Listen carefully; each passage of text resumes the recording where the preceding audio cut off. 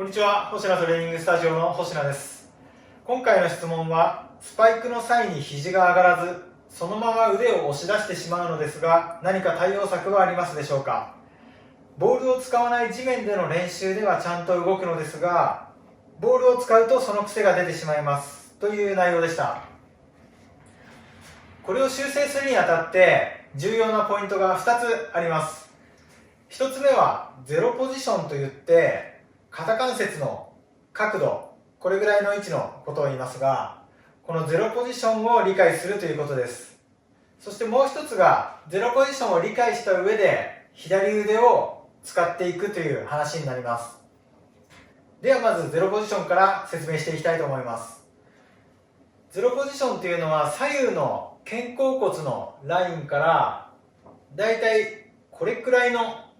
角度で腕を上げた位置がゼロポジションと言います。この肩関節の位置が最も安定していて最も力の入りやすい位置になります。ですのでこの位置でボールを捉えるのが理想になります。素振りだと肘を上げることができるけど、実際ボールを打つと肘が下がってしまうっていうのはおそらくこのゼロポジションと関係していると思います。素振りではそんなに大きな力を必要としないので肘を上げることは簡単なんですけれども、実際ボールを打つとなるとある程度強い力を必要としますので、きっと自然に力の入りやすいゼロポジションで打っているんではないかと思います。でこのような感じでゼロポジションで打つと肘は下がって打点が下がるので、それをどうにかして肘を上げたいということだと思います。ただこの肩のラインのまま肘の位置だけ上に上げようとするとゼロポジションから逸脱してしまいます。そうすると肩関節は不安定になりますし、力も入りにくいですし、さらに肩の障害も起こりやすいです。ですので絶対にお勧めはしません。ではどうすればいいのかというと、肩の左右の肩甲骨のラインを傾けて打点を上に持っていくということです。この姿勢が理想のスパイクの時の姿勢になります。そしてこの姿勢を作るために重要なのが左腕の使い方になります。ジャンプをして左腕はまず上に上げていくんですけれども、そこから少し外を通しながら思いっきり下に引き下げるようにします。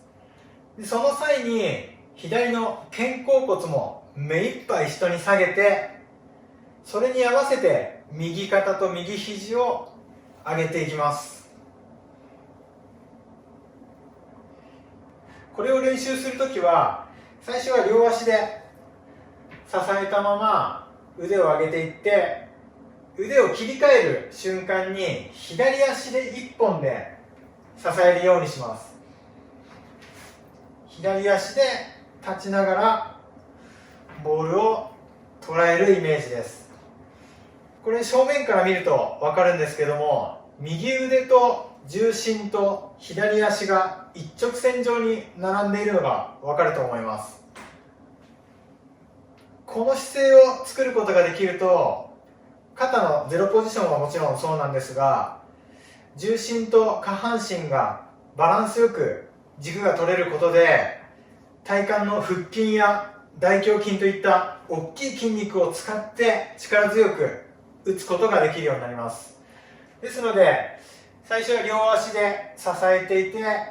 そこから切り替えていくときには左足1本で乗りながら姿勢を作る意識をしていくと良いです。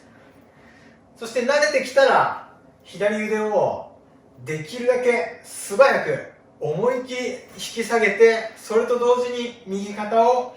引き上げるようにします。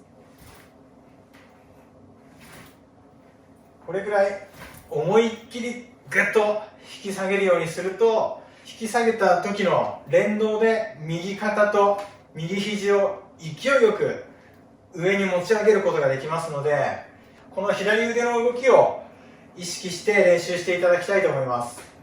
今回はバレーボールのスパイクについて肘をどうすれば上げられるかっていう内容についてだったんですけれども、スパイクに関しては下半身の使い方や体幹部の使い方など詳しい解説動画を今後作っていく予定ですので、そちらも見ていただければと思います。ただ